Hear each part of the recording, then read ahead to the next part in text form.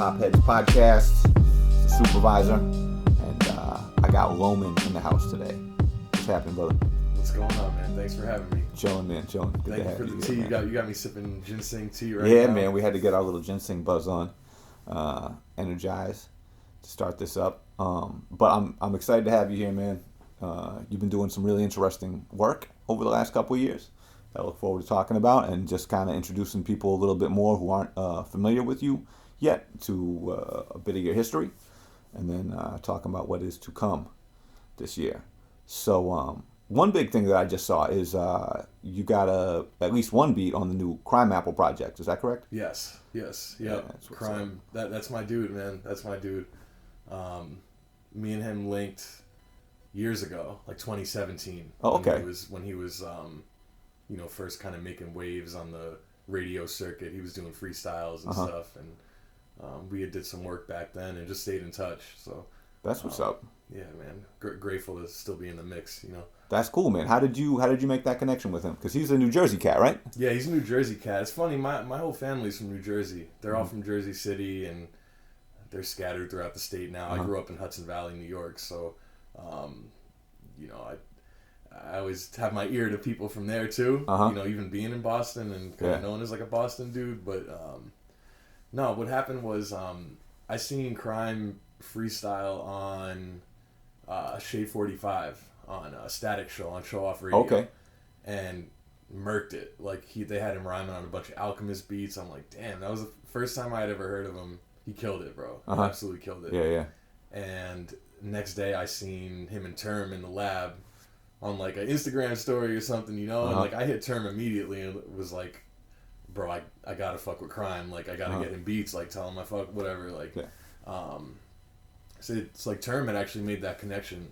That's what's up. Between the two of us. I saw just I knew this before, but you've done a lot of work with Term. Yep. And your relationship with him, I take it predates the Crimeapple stuff. Absolutely. Term I met in like 2013. That's a whole other story too. But I did a whole album with Term, Shut Up and Rap, that dropped in 2014. There was like a brief amount of time where he was managing me. Okay. And he was just like a mentor. He gave me my start. So that's what's up. Yeah, I definitely learned a lot from him, and I'm grateful for that too. Very cool, man. And so, are you just like sending Crimeapple batches of beats, and then every like album or two albums, he's picking up a couple beats from you? Yeah. For the most part, like we had like 3 tracks we did together in 2017, and that was like some of his first like official release joints. I think they were on like SoundCloud at the time. They never made it to streaming. Okay. But there was like a point early on in Crime's career where like it was like me, Static, and Buck Dudley were like the only dudes who were like had joints produced with him. I think he fucked with Sadhu Gold a little bit after that. Shout out Sadhu. So this was like early, and I was young too. We were kind of in like a similar place. So I've been sending him beats over the years, and nothing stuck really for a few years, which I know how that goes. Like, you got it's got to be the right joint, right? But no, we crossed paths a bunch. I caught a few of his shows in New York and Jersey. He came up to Boston a couple times, and we always just kind of kept in touch, and always had like mutual respect. But this is the first one we had in a while. We haven't done a joint in like 5 years until this one. Okay, cool. So there was like a gap, Yeah, that's why it caught me by surprise. Yeah. I was like, okay, cool. This is a big look for him. But then I was asking Chow. I mentioned it to Chow. Sure. And he was like, oh yeah, they've been working together for a minute. Yeah, exactly. And there was definitely probably a period of time where like I went dark and like wasn't making a bunch of beats and wasn't sending them. But in the last couple of years, we got back in touch. I think it was after we ran into each other at Middle East. He came up for Chow's show, and he came and rocked with Primo. And we just kind of reconnected. And just kept sending joints, man. But email. Definitely email. Just email is the thing. I don't think we've never had like a session. Like we met, and spoke a bunch of times, but no, we never got in the lab. I'm trying to get down to Jersey in New York City soon and link up with them and do some more work. We got more coming, so good. Good. Yeah, man. That's what's up. Shout out Crime, man. So we went, you went back to like 2013 when you started working with Term. But what was the beginning of your career like? Like, how did you get into making beats, and what was like your early experiences with hip hop that kind of drove you in this direction? I mean, always just been a fan. Mm-hmm. Always been more interested in the beats than the rhymes. Mm-hmm. I can kind of trace it back to, there's definitely a few moments, few tracks that really caught me. Yeah. Are there a few records that really were like, Yeah. oh, okay, so now I got to Yeah, do this? absolutely. I used to love, I think I loved basketball before I loved hip hop, right? So Yeah. Those things went hand in hand, For I sure. think, for people. I mean, maybe they still do, but definitely like of our era. Absolutely. Yeah. Yeah, right. 90s, 2000s, you know. So I was really into N1 mixtape. Like, Oh, that was my okay. shit, man. No Like shit. I went out and Yeah. I traveled to Providence, went to the tour, I met Professor, you Okay. know, like all kinds of shit. Like I met the whole team, they were all signing my ball, whatever. We got on the TV show. But I was watching N1 mixtape Uh-huh. and that CNN joint, Invincible. Uh-huh. It's a Primo joint. Uh-huh. I didn't know what it was at the time, but I seen it on N1 mixtape, like volume 1 or 2, and that just like blew my mind. I'm like, what is this beat? You know. Mm-hmm. So that one I remember making me interested in, like, I was like, who is DJ Premier? You know. Yeah.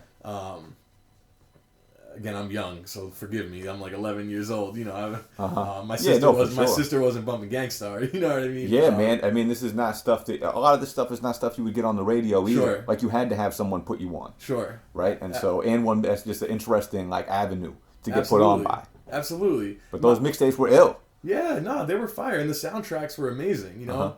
But no, my older sister was bumping like Eminem and stuff, you know. My cousin was bumping, like, he went to Up and Smoke tour. He was bumping Snoop and Dre and Exhibit and Cube and M and all of that. So, but no, when I really started getting interested in beats was the Black Album. Like, I remember they put out an ad for the Black Album that was like, it had a bunch of producers' names on it. It was in a magazine. I forget which one.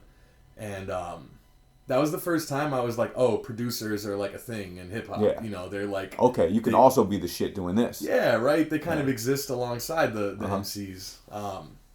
So when Black Album dropped, like, that was a big part of their marketing and promo, was the production on it. And it was obviously, like, supposed to be Jay's, you know, last record, and I'm like just a kid from like an hour north of New York City who like loved Jay-Z. So that was when I got hip to like Ninth Wonder and Kanye and stuff like that through that record.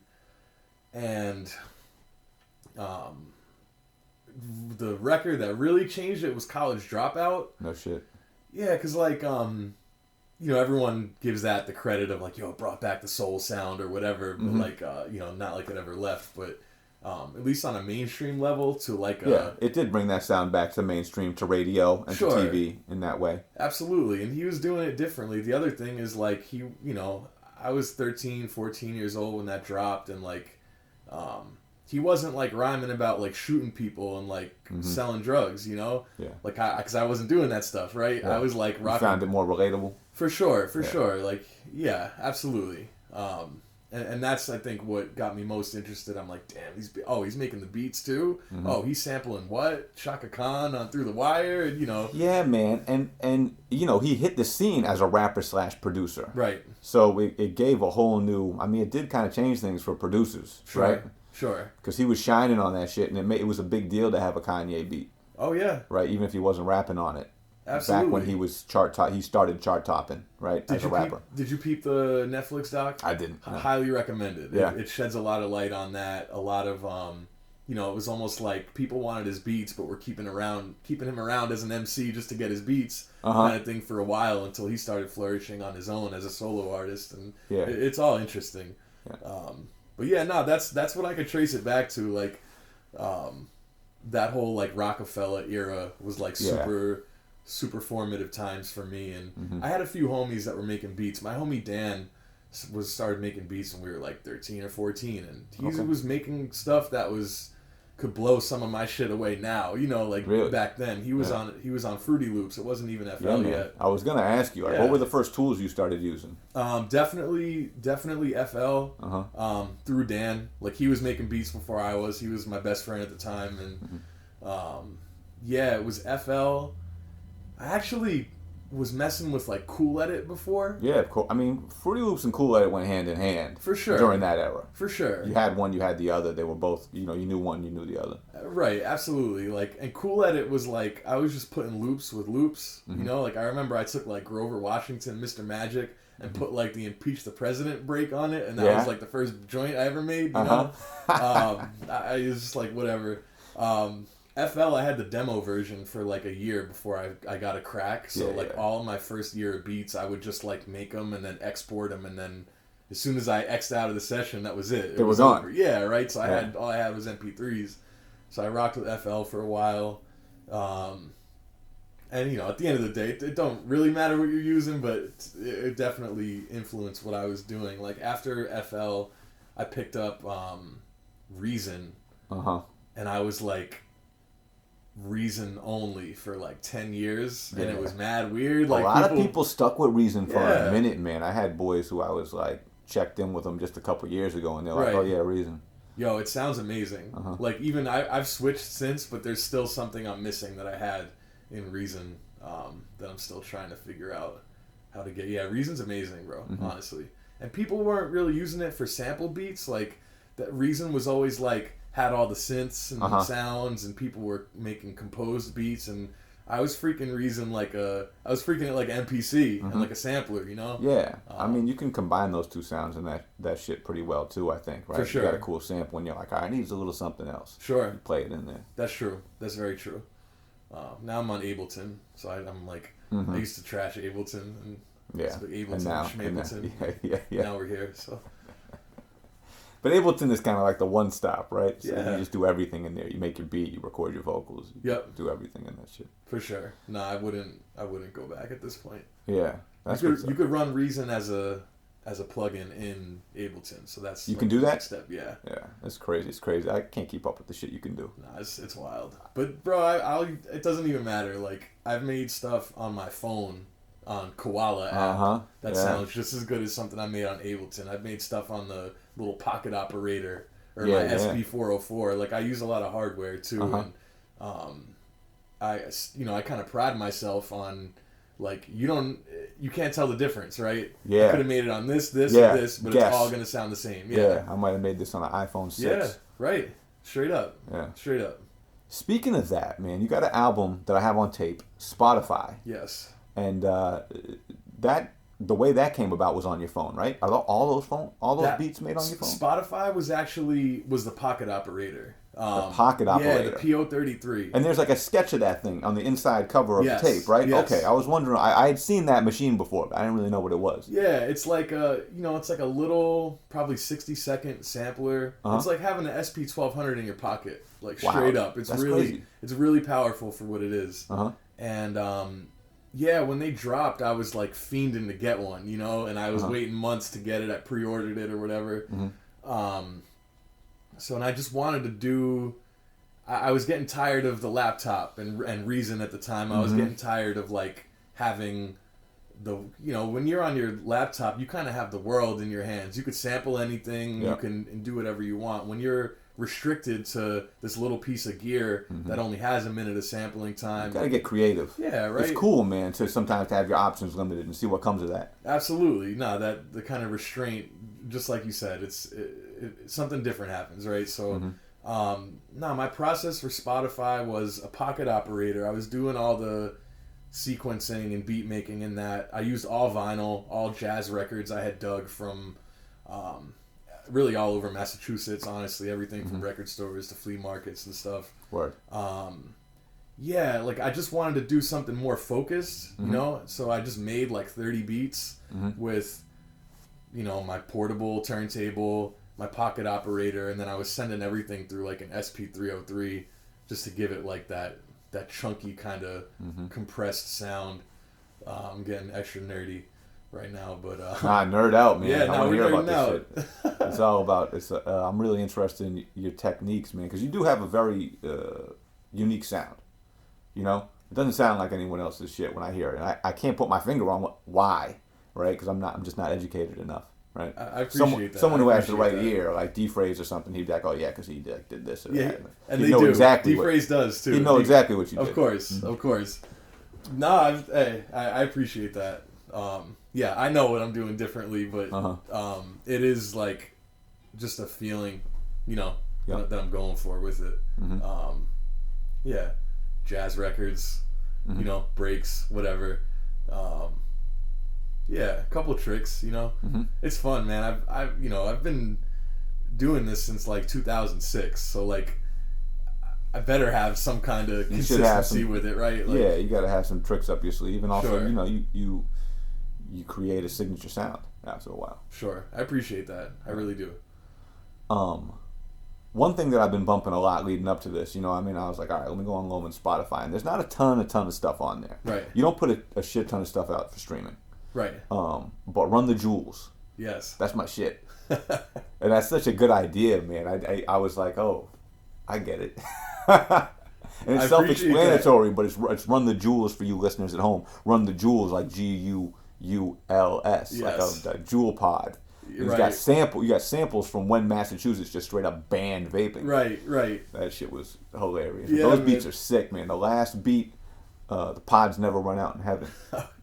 Yes, that's just been on repeat. Some grimy, such a grimy type. Thank you. Nah, that's that was actually the same process as Spotify. That was portable turntable, pocket operator, SP303. Wow. Like that was kind of after I had finished the Spotify beats. I was still caught in that mood of like, I don't want to use my laptop, So I still had these records, and I kept going with it a little bit. So that's Run the Jewels is almost like an extension of Spotify. I was also like very much addicted to Juul. Okay. Yeah. And it was like Were you vaping hard? Vaping hard, man, and just making jokes about it on Twitter and stuff. And it's funny, man. It was funny. Shout out to BCAP too. BCAP did that cover, New England Noise. He did that. Word. He flipped it. I talked about the idea. He's like, yo, I got this, bro. I got this. Yes. Like, oh, okay. Yes. I see your vision. Yes. They brought the jewels back though, right? They did, not the flavored ones though. That's right. Now you can only get like the regular tobacco flavor, whatever that is. I kicked the habit anyway. That was starting to give me like heart palpitations. Get that popcorn lung and shit. Oh my god, I didn't want it, bro. I was shook. Damn, wouldn't recommend it. Wouldn't recommend it. Yeah. It's a little public service announcement for the kids out there. Don't start juuling. That's right. So you've had a couple of awesome records that have come out recently with specific artists, right? There's the Code 9 record. Yep. Which came out 2021 or 2020? That was probably, we did the record in 2020. We dropped it, and then it might have even been 2019 to be honest. But shit. Yeah, and it what really gave it second life was Fuck Rap. Because they went ahead and put it on vinyl? Yep, exactly. And that introduced it to a whole new audience and really gave it like a second life. That was fun, man. Shout out to Code. We got to do more too. Yeah, do you guys have work in the pipeline? Yeah, some. Yeah. Okay. I would do another joint for sure. We just got to link up, make it happen. That's what's up, man. Is that a full-length LP? Yeah, that was a full-length. Yep. Probably like 11 or 12, a modern day full length, right? Not like a 90s full length. Yeah, exactly. Tracks, 18. Yeah. 2 bonus joints. Right. It was a little condensed, but no, a lot of dope features, and Code is ill. He's one of the best I think out here, honestly. Yeah.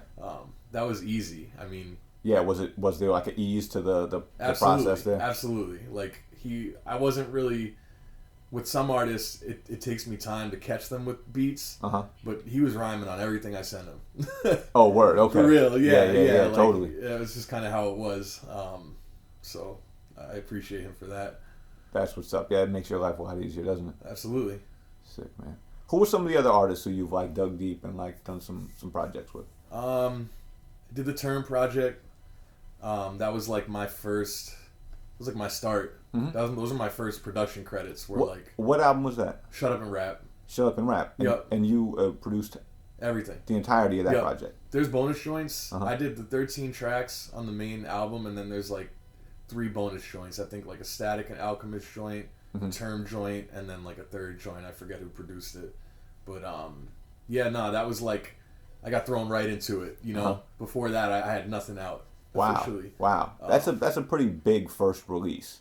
Because Term was already up and running, right? He was already on the radio all the time on Shape 45, and like he had really established himself by that point. How we kind of touched on this before, but how did you and him meet? We met. I was at DJ Premier Pete Rock show. At the Middle East. Middle East downstairs. I remember the show. Yeah, 2013, like July or something. Yep. It was the night the AC broke. So it was like 100 degrees down there. Hell yeah. And I'm a sweaty dude, bro. I'm sweating. Like dudes are coming up to me with like frozen bottles of water. Like, yo, you good? You need this. Yo, drink this one and rub this one on your neck. Like the way they do people in a rave and shit. Straight up. I was really, really perspiring. So, you know, whatever. I watched the show. It was crazy. Premier Pete Rock that was like dream come true just to see them. So then my homie I was with stayed after the show. He was a videographer. He was trying to get video drops from dudes. And I was like, bro, I'm going to pass out because it's so hot in here. I'm going to go wait in the car. So I pulled up in my whip and pulled up in front of Brookline Lunch right across the street. And was just sitting there in my car. And Term walked by. And I was like, oh, I got beats for this dude. Like, I always had beat CDs in my car. So I was like, yo. And he came over to the whip, and we chopped it up for a little bit. And I gave him a beat CD. And he was like, yo, if this is whack, I'm throwing it out the window. Straight up. I was like, all right, Pete. I had my contact written on the CD. And he hit me back like less than a week later and was like, shit's fire. He posted something on Twitter. Beats are fire, bro. Tag me. We linked up. He's like, yo, let's get in the lab. Book a session at you know, wherever. We booked something at the Bridge. But yeah, that's how we linked up. That's crazy, man. And that turned into a full-length LP just like that. Yep. We started locking in the lab every other week for about a year and some change. And, you know, that was it. Like, I don't think he had planned to do that. I wasn't planning on doing that. It just kind of turned into that? Yeah. Like, the sessions just kept going well? Yeah, we got like 25 tracks, and it's this is going to be a thing now. Like, we're going to do this. I'm going to do this project with this new producer. And that definitely... that was a jump start, you know what I mean? Like, for sure, man. That'll get your name out there. Yeah, people were answering my emails after that. You know what I mean? Like, it was... I'm grateful for that. I feel like I got to cut whatever line there is in this, you know, hip hop scene out here, whatever. Sure, like, man. definitely got to skip a few. That'll get you over the fence or whatever it is, you know, into a different yard. Definitely, but I tell people all the time, like, when that happened, I had already been making beats for 8 years. Yeah. And for maybe the first half of those 8 years, I wasn't even playing them for anybody but like 1 or 2 of my friends. Like, I took the time to hone my craft, and you know, you can't always expect to get a crazy placement like that off of Beat CD, but I had like 30 beats on there that were fire, you know, that I had worked 8 years up to that point. For sure, man. So, and that's a lot of artist story too. It's like, you know, that first thing you put out, that's 8-10 years of work right there. And then so to reproduce that a year later. Well, that was a struggle, man, honestly. Like, the first couple years after Shut Up and Rap was definitely a struggle to, like, I felt like I had to catch up. I'm like, word. That was like a couple years worth of beats that turned into this album. Some of the joints were new too, for sure. Maybe half and half, but I had to like step my shit up. You know, I'm like, okay, if I want to keep this going, I need to keep creating and keep getting better. But yeah, that's how that happened. Another artist I want to shout out to is Kadeem. That's another artist that I've done like full projects with. We dropped an EP. We have another full length coming. And yeah, Kadeem is just like my favorite MC in the city. Just generally one of my favorite MCs. So shout out Kadeem. That's also somebody that we just became friends. And that I enjoy working with him. Because of that, you know. Sometimes we just kick it and we don't even make music, you know. Yeah, you guys. I mean, Yeah. those are some those are the best relationships. For sure. You know what I mean when it comes to making music. For sure. And it's cool to be able to make a relationship like that as like a full ass adult. Sure. You know what I mean? Sure. Because I definitely, you know, my whole time coming up, it was just making music with friends. Right. That's it. It never even had occurred to me that I would try and make music with someone who was outside of my friend group. Right. Because, like, why would I do that? Right. Like, the dudes I'm around are already nice. Yeah, sure. You know? Right. But at the end of the day, that kind of holds you back. You know? So it's cool to be able to just get out there and socialize and be like, you know what? This dude's cool, man. Let's hang out. Right. And see if some music comes out of it. Absolutely. And it can happen both ways, right? Like, with me and Kadeem, I feel like we were homies for years before we dropped a project together. Term, I met off the strength of my beats, became friends. You know, Word. Easy Money, same thing. Like, shout out Easy. We got a whole project, two projects together. No shit. Yeah, we did a full-length Flyer Lansky, and we did an EP called When I Feel Like. Same thing, though, you know, became friends later. Like, it makes it better, right? Like, it sucks working with people you don't really like. Yeah. You know what I mean? Not that I do sure. that a lot, but, like, yeah, it's more fun, right? Uh-huh. It's more organic. Everyone says that word. That's the buzzword. Organic. For sure. I feel like there might even be a better word than that out there, but I can't put my finger on it. Right. But I know people always, it's really organic. Right. You know? Right. Well, I know. I hesitate to say it, but Yeah. that is like me and Kadeem. That's the most organic type of, you know, collab, right? Kick it, go drink some liquor, eat some Ethiopian food, maybe make a track, maybe not. Sure. Do it again in a couple of weeks. Yeah, exactly. See what happens. Maybe Yeah. we'll do a jam, maybe not. Yep. You know? Yep. Yeah. That's what's up, man. You guys got something new cooking right now? Yep. Full length. Got the beats chosen. Still making joints. That's going to be called Piece of Home. Peace, like Peace. Okay. I don't know if you're going to be mad at me for sharing that, but I don't really Cat out the bag. Cat's out the bag. CryptoOnline.com. We got all the inside info. Exclusive Piece of Home coming soon. Sick. What's your weapon of choice right now, man? What machine are you using, or what program are you using? You said Ableton, but is there hardware that you like to mess around with? Yeah. I have an SP404, a 404A at the crib. I don't get the new one yet. Don't make fun of me. I didn't get the Mark II yet. I'm still on the A. So I go back and forth. Whenever I get tired of Ableton, or if I get tired of staring at a computer screen, I'll jump to hardware. And it's like a phase. It happens every year. I'll be a few months on this, a few months on that. So right now, I'm just making beats, like loop joints, on the 404 at the crib. Nice. I have my studio in North Cambridge. When I go there, I'll usually be in Ableton because maybe there's some recording happening or whatever. I'm just like, if I'm going to go to a studio and just use this little box sampler, it just seems kind of silly sometimes. But sure, you can do that anywhere. Right. Closet. But the 404 is the hardware. But I'm in Ableton a lot. I teach in Ableton, so I got to stay sharp with it. Where are you teaching? I teach beat making. There's a teen program at ICA. Oh, cool. I teach on Wednesday nights. Shout out 2 people for that. Shout out to Cliff Notes, who was one of the founding members of that program. Him and my homie Sean Snyder started the program at ICA. It's called AMP. That's cool, man. Yeah, it's good to see organizations like that doing something like that for the kids. I agree. Right? I agree. We probably didn't have stuff like that. No, not really, man. I mean, if you grew up in Cambridge, you know what I mean? Right. And you had the synth lab, like, and you could take that as a class. Right. And learn how to, like, make beats and shit. That's actually dope. Like, we didn't even have that at my high school. Like, we had... like, most places don't have that. Right. Like we were playing, that's like... some Cambridge shit. Right. Our music class, we were, like, playing the recorder. Word. You know same. what I mean? They're like, oh, here's a xylophone. Yeah, it's only missing 2 keys. Yeah, let's listen to John Williams. You know what I mean? Like, that was our music class. We'll learn dope, hot too. cross buns. Exactly. But no, shout out Cliff. They started that at ICA. After Cliff left teaching the program, Lightfoot picked it up. Okay.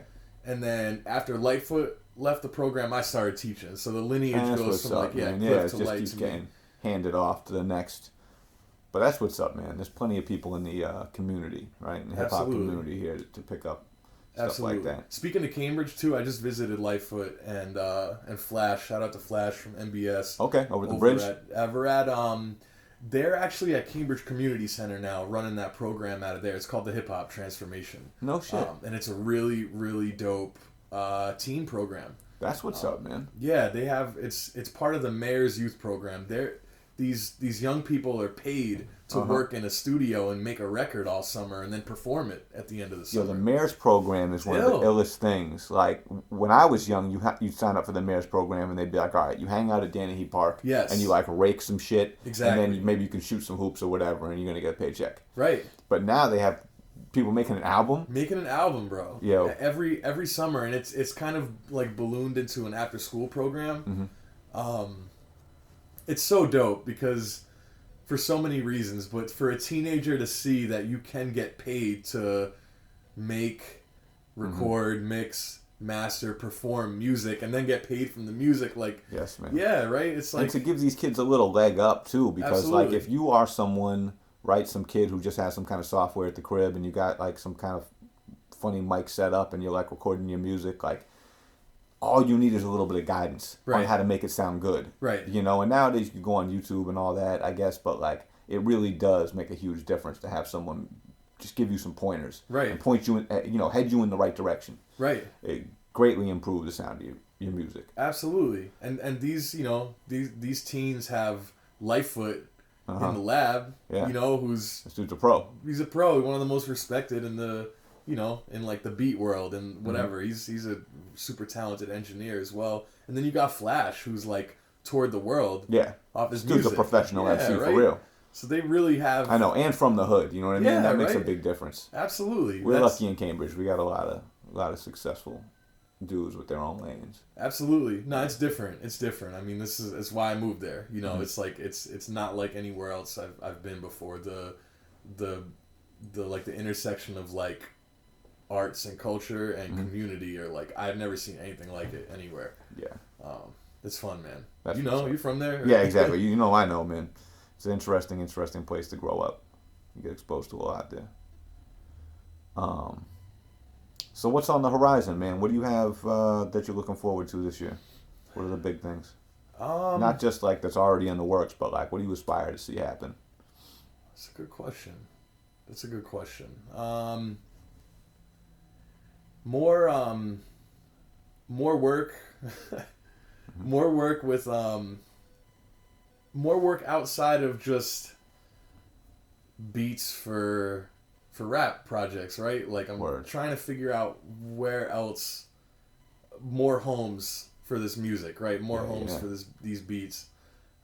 You've had a couple cool commercial placements as well. Yep, right? Yep. You done something for Bodega, and there was another like a sportswear company that you did something for. Yes, but Bodega has shown a lot of love. Shout out Matt Zaremba and shout out Drew. Those are my homies over there. They've always done what they could to keep me in the mix with those kind of projects. So yeah, I'll send them batches of beats every month, every couple months, and they do like a lot of sneaker collabs with like we did a joint. They'll do an ad, right? They'll do the New Balance joint. Exactly. We got a joint with New Balance, Converse, Saucony or Saucony. Yep. I used to rock those as a kid too. Oh yeah, the Shadows. Yeah, right. Yeah. Hell yeah. I used to have the denim joints with the little like denim swatch on them. Yeah, I with know the what you're jeans talking to match. about. I thought I was super fly in like 7th grade. So I'm trying to figure out how to do more things like that. Yeah, just because like I love sneakers too and like fashion. That's just something that sure, man. That's a cool lane. Right. So trying to figure out how do I build on that? How do I get in a Nike commercial with one of these beats, or how do just different ways, right?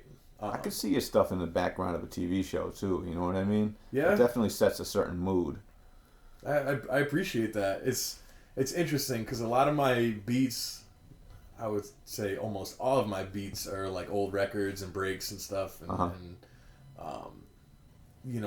maybe like ESPN might not touch that No, but maybe like some show know? on like Showtime or something would touch right. that. You know what I mean? There's Yeah. definitely there's so much happening right now, Right. and different kinds of movies and TV being made that like there's got to be a fit there, man. Nah, for sure, and it might take a little bit of like biting the bullet and just making some royalty free shit, which is not really like my preferred method, but it opens you up to a lot more business opportunities where you know, even the shows on Showtime, they might be a little scared to take something that's got a sample in it because they're worried about right, or you know, you have to deal with the whole clearance process.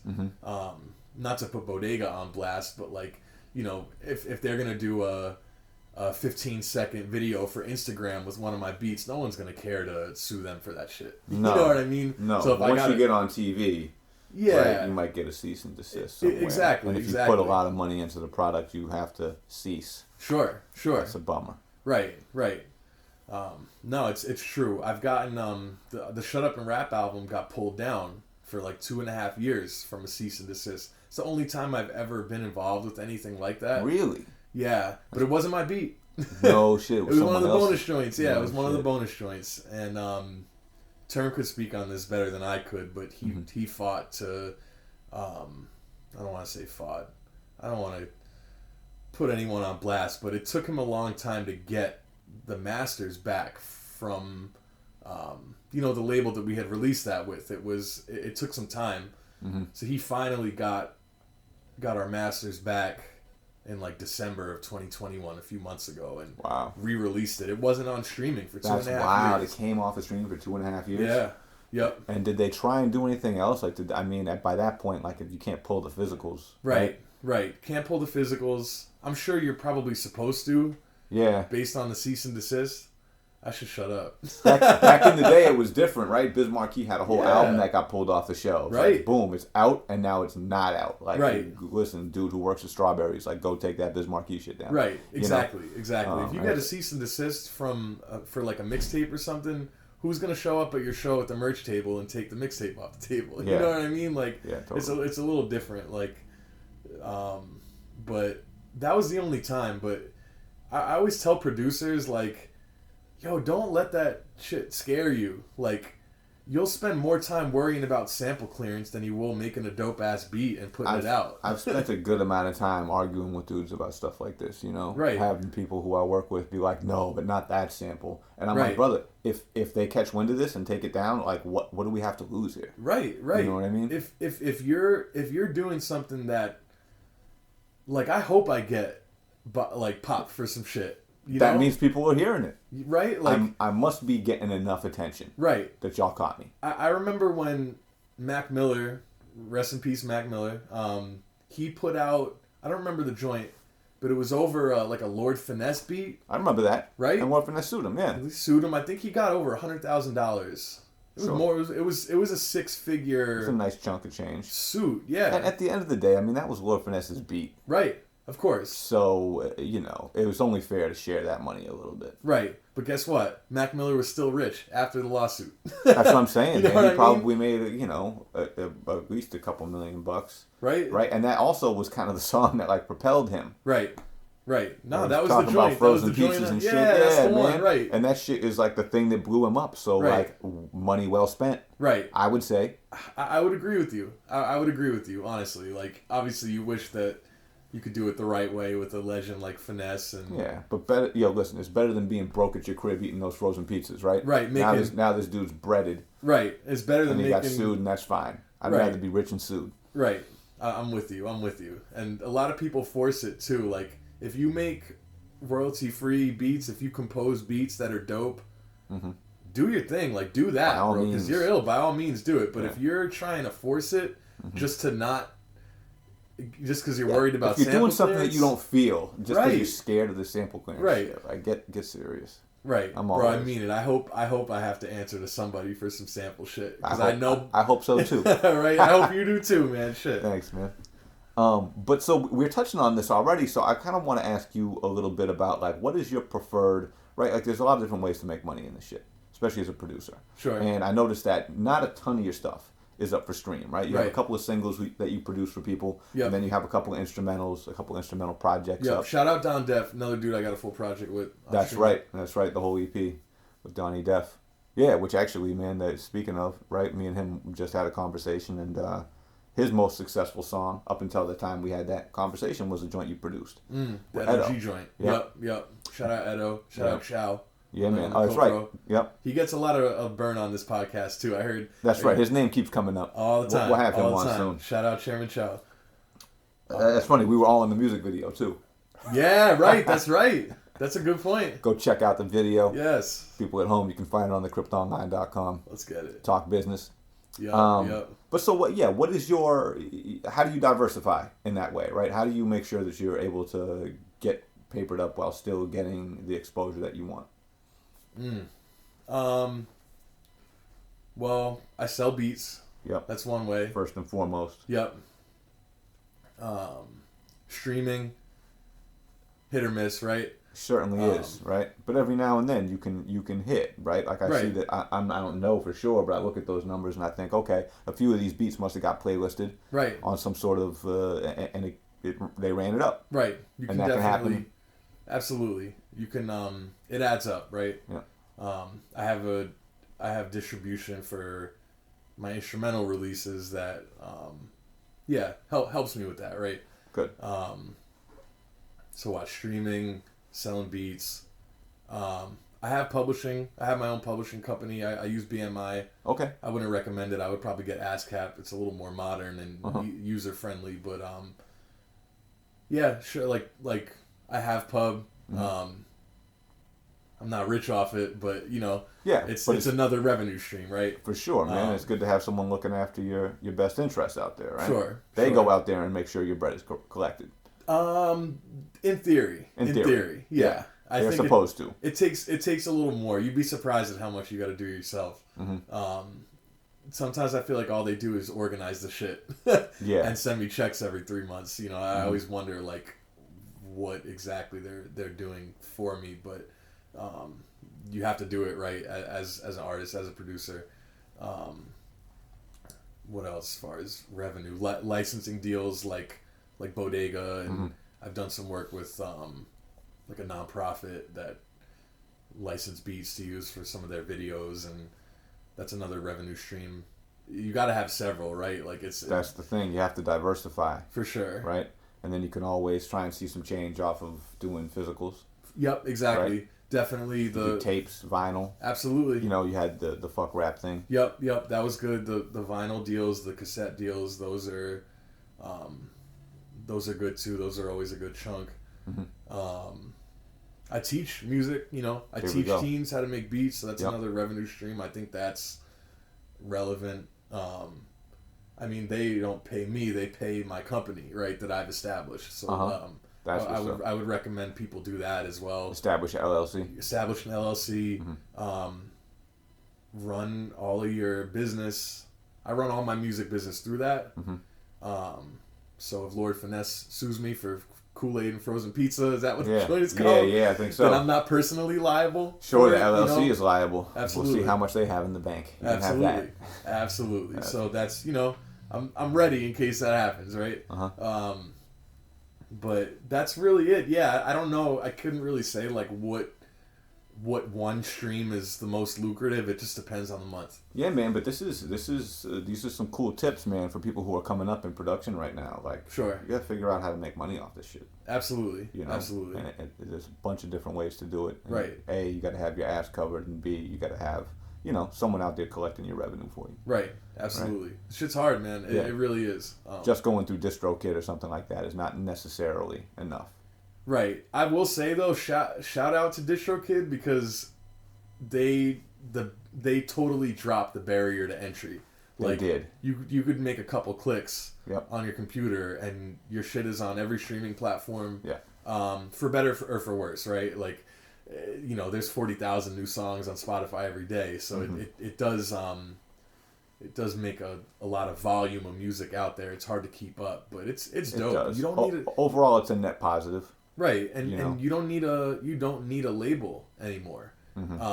sometimes it's beneficial to have a label. Totally. Pushing your shit, putting up budget for you, marketing, promo, whatever. But you don't need it. Mm-hmm. You really don't need it. Do it yourself. Yeah. A lot of people figuring out, this is a DIY era that we're living in now. Right. Absolutely. I saw some numbers on this the other day. It was like 52,000 artists made over 10K in streaming revenue. $10,000, right? It's up from past years. 28% of those artists independent. Wow. Using DistroKid, TuneCore, stuff like that, CD Baby. Yep. It's a good chunk, man. That is a nice chunk. It's growing. It's definitely growing. It's trending that way. Yeah, man, and it speaks. That speaks well. It's positive for people out there who are like, okay, I already have my thing. I do. I got a job, right? I have a career, but I love making music, right? And I couldn't stop if I wanted to. Okay, well, there's a possibility, Right. I mean, just imagine adding, for your listeners at home, adding 10K to your revenue this year. It'd be a big deal, especially doing something you love, man. Huge. Yeah. And don't get it twisted. Like, I have a job. You know what I mean? Like, I've had my periods of time where I was not working a normal job, right? Sometimes I was like DJing every Friday night. That was holding down my rent, and there were periods of time where I was making beats, DJing, bartending. Yeah. I ran a store for like a year, like a retail store and Union studio. Sound? Yep, Union Sound. Yeah, man. So there's been a lot of like ebbs and flows as far as like how I'm paying bills and putting food on the table. No one should be discouraged for like working a job and trying to do music. I'm doing it right now. Yeah, man. I mean, it's about percentages, right? What percentage of my time can I spend doing the thing that I love doing? Sure. Right, and we're all trying to work towards that. Right. I think the key to it is if you're not work a job that's gonna feed your passion somehow. Yep. I think that's the key to it. Like if you're making music. Yeah, I don't even want to give examples because you got to put food on the table. But you want to get close to the music. Absolutely. You like to eat. Get a job at a restaurant. Sure. Yeah. You're surrounded by food. You know, like, right. You like cars. You get a job at a garage. Right. And you like music. You find your way into music. And it's cool, man. You've had a lot of cool jobs too. I wanted to touch on Union Sound. Sure. Because that was a really dope thing, man. I remember. I don't know, man. Just through like. The things that you and Chow have done together have been really cool. Like, I think we met up at Overdog. Yes. The first time. Yes. And then after that, it was through Union Sound. I would pop in. You guys would be having events over there. Yeah. And it was really cool, man. I met a lot of cool people just through that whole process. But Union Sound was dope, man. Can you just talk to the people a little bit about Union Sound? Like, what it has done and how it still exists? Yeah. That started out where there's a record store here called Vinyl Index. 7L shop. 7L shop. Over in Union Square in Somerville. Yep. 7L was one of the founders. Jeremy from Underground Hip Hop. And Peter from Good Life Bar in Boston. Those were like the three partners, three founding members. I was working over there. I think I was bartending at another spot over at Bow Market. This is like a place where like there's like 30 small businesses in like one little complex. And it's really dope. There's a lot of cool stuff in there, man, from the thrift stores to the brewery. Get good food over there. Right. It's all like small independent businesses, local businesses. So I was hanging out around there a lot. I was bartending. I was making friends with 7L and Jeremy. I was just around a lot. And the spot, there's like a retail space. There's like 30 retail spaces in this place, and the spot next to them opened up. Okay. So through my relationships and just moving around there, I figured out how to get in that space because I'm like, I think we got to figure out how to put something next to the record store that's going to complement it. Music related. Right, and kind of like cultivate this music community, sort of act like a hub for it. Like, let's bring our people here because this is dope, right? So I moved in there let's think. What was this, 18 maybe? Yeah, this was like 2018 or so. The end of 2018. I was starting to put the idea together, with a lot of help from people, a lot of help. I won't even start to list everybody, but and then we started a Kickstarter, right? Because this was during a time where I didn't have a regular job, and I was DJing, producing, and making drinks at the bar for people to get by. So we started a Kickstarter to raise some money for it. We raised like $7,000, just to like build out the space. And yeah, the idea just kept kind of snowballing. It's a little bit confusing, but it was like half retail, half studio. So we were selling. Yeah, I remember this. You're selling hardware out of there, but at the same time you're giving classes, exactly, and you're just doing all kinds of other interesting events. Exactly. We put a little studio in a shop, right? And that's what it was. Like you could come in. People come there and cook. Yeah, right. You can come in. You could play with the gear, and it's for sale, right? Yeah. And then nighttime, lock the doors, time for a session. Or like nighttime, after retail hours, it would be like a class, right? Yep. Or some kind of event. I was trying everything to bring money into that space. Yeah, sure. I mean, it's cool when it's yours, right? Because any idea that comes in your head, you're like, okay, boom, we're doing it. Here's a post. Right. Come on through, guys. Exactly. Never had to run it by anybody, for better or for worse, right? So we were doing a lot. People were booking the space for listening parties, and it just became this like hub for the music community, really like the beat community. We were also throwing shows a few doors down in the Canopy Room. That was like a really dope event space and bar, also at Bow Market in this complex. I don't know what even word to call that place, right? I know, it's kind of its own little thing. Yeah. It's like... because it's not a market, right? When you think market, you think like tents and tables. It's like really like a... It's just a weird building with just tons of tiny little stores in it. Right. So, we did that for about a year, and it was tough to make money, right? Because you got commercial rent that you're paying, and insurance, whatever. All there's bills, and I wasn't really like working another job at the time. I think I was still bartending a couple nights a week. Something like that can be all consuming too. It's for like, sure. All right, how many fucking hours are there in the day? For sure. I'm running my own business here. Right. So, I mean, I totally burnt out, and there were a few times where I had to like take a step back and like refresh things a little bit, and I had a lot of help. So I like appreciate everybody who was helping keep that business alive. It was not easy, and then the pandemic hit. Yeah. And that really pulled the plug on that operation. There were other reasons too why I thought it might be a good idea to like close the space, right? Not stop Union Sound as a business, but when the pandemic hit, you can't have a bunch of people crowded in that little ass place. Right? And even when stuff started to get lifted, it was like now your capacity can be 2 people. Yeah. So I'm like, word. So I'm one person. So you're telling me I can have one guest and my one here, customer, right? And people didn't really want to come out and gather in close quarters. People were laying low for a while, right? So like for a little while, when like everything shut down, I didn't move out yet, and I gave it a few months, and then like maybe 6 months after the pandemic hit, it might have been like August.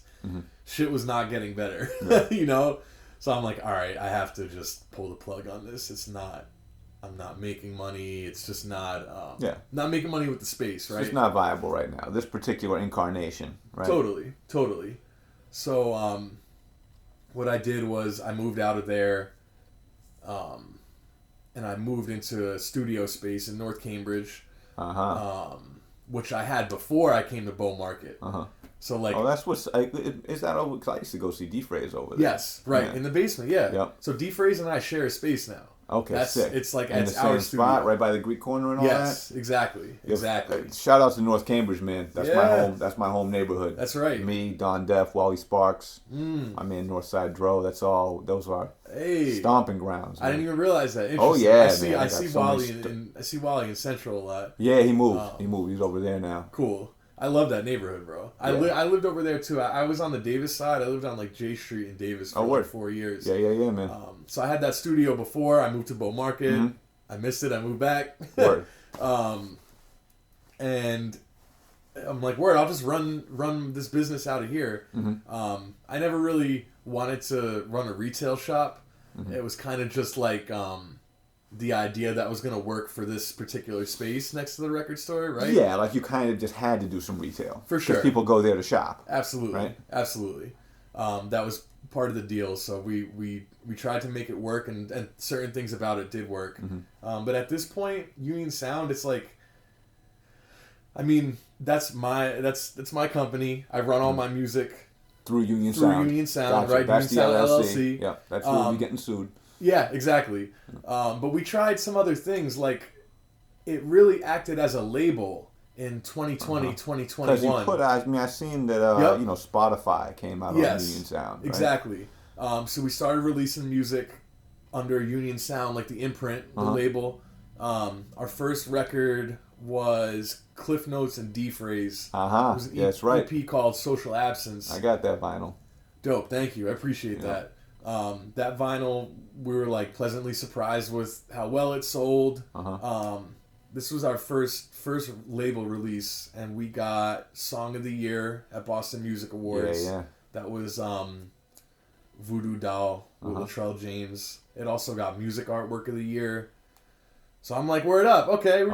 This is starting out cool, yeah. It's just interesting how things roll like that, yeah. man. Going from being like a retail space / studio to now it's a record label to now it's winning awards. Sure. Like, it's just really cool, man, when you get, and like you said, you had a lot of good energy around that and a lot of good people involved, right? That's what made it, for sure. And I remember, man, just like when the Union Sound thing started, I went to the opening party or whatever, I would pop through and hang out for different events and shit, but like, I'd be on social media, Twitter or Instagram or whatever, and I just saw like, wow, there's a lot of good energy around this. Like lots of people are at Union Sound a lot, doing a lot of different stuff. Right. No, it felt like something good was cooking there.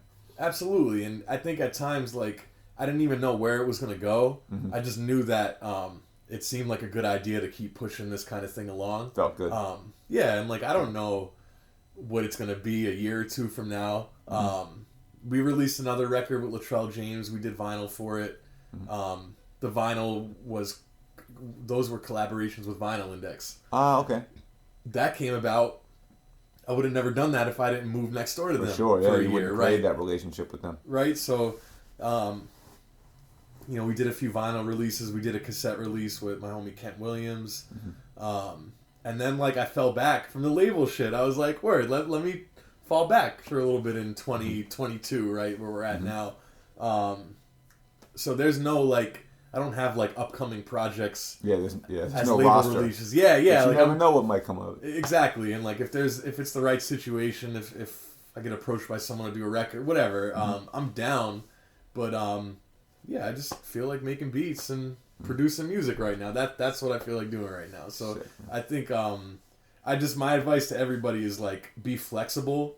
Like it's not your first idea is not always going to be your meal ticket or the one that's going to take you where you think you want to go. Just be flexible, have good people around you, like you said, good energy, and be open to opportunities. That's what's up, man. It's true, man. You can't hold on too tightly to ideas. Sure. You know what I mean? Never fall in love with an idea. You're because right. That, they come in the moment. Right. And then by the time it gets executed or by the time something comes around, that energy may no longer be. Sure. What's good. Sure. It's accurate. It's accurate. And so you got to go with the flow, man. It's interesting hearing about how your career has progressed so far because there has been a lot of go with the flow that's taken you a lot of good places. Sure. Sure. No, I appreciate that. You get it too.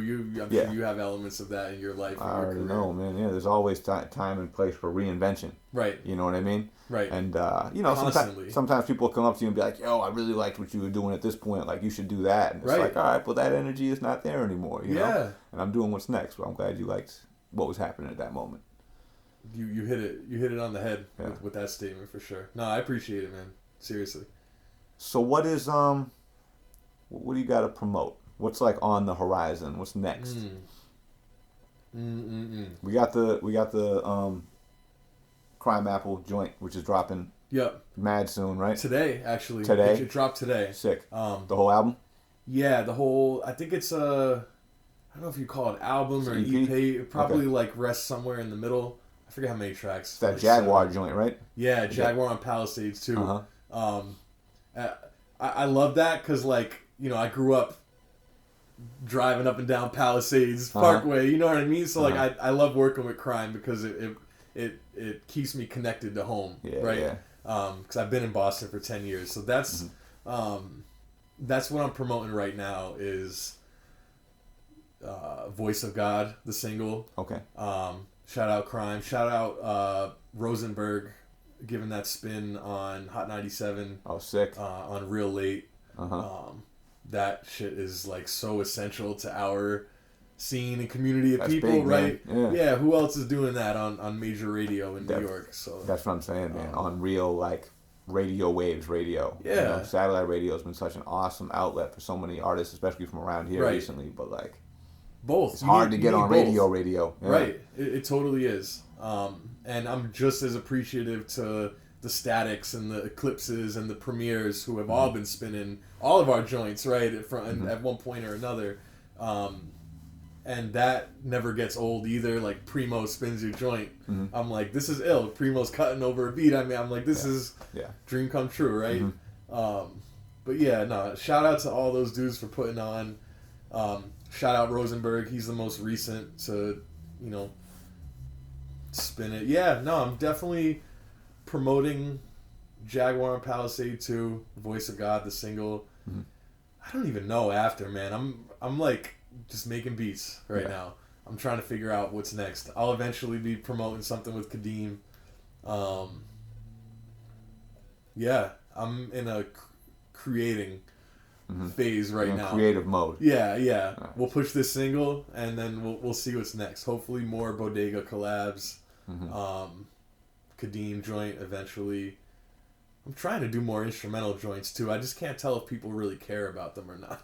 What, like instrumental albums? Yeah, like a beat tape or instrumental album. It depends. Like sometimes I'm like, this is a good idea. Otherwise, no one's gonna hear these beats for like 2 years until like MCs get their shit together. I was about to say, man. Sometimes the point of putting it out is just like, right. Well, what else are we gonna do with it? Right. So I know it's dope. That. Right. And other times I'm like, is anyone besides beat makers bumping beat tapes? So like, I really don't know. I mean, listen, man. I listen to that Spotify tape in my okay. whip all the time. So. All right. I appreciate that. I'm listening. No, we had one thing that was helping the beat tape game, and they discontinued the series, and it's so disappointing, is Best Beat Tapes on Bandcamp. They used to run an editorial every month. And that shit was amazing. Shout out to Max Bell. Shout out to Razen for linking me with him. That dude would show producers from Massachusetts crazy love. I think like 4 or 5 of us got featured on that Best Beat Tapes. Sick. And people outside of the beat community were checking for it because it was on this, global platform. Sure. So we don't really have that right now. Yeah, maybe a beat tape or something soon. Okay. I got something cooking. Yeah. All right, word, man. We'll shoot it our way, man. It'll be featured on, the internet's premier hip-hop blog, cryptonline.com. Yes. We got some joints coming, too. Yeah, and we do. Yep, I'm sitting on a couple of joints, so we'll have something to promote soon. That'll be this year. Let's get it. Definitely. All right, sick, man. Well, thanks for coming through. Thanks for having me. Super appreciate you, man. And we'll be checking for your music in the future. Thank Definitely you, check out that Crimeapple joint, The Voice of God. Voice of God. That's the lead single, right? Yep, lead single, videos on YouTube. The whole project is out everywhere. Sick. Vinyl too. Okay, word. They're doing vinyl for that? Yep. I'm going to have to look into that. All right, check it out, man. CryptonLine.com. Loman, thank you for coming through, brother.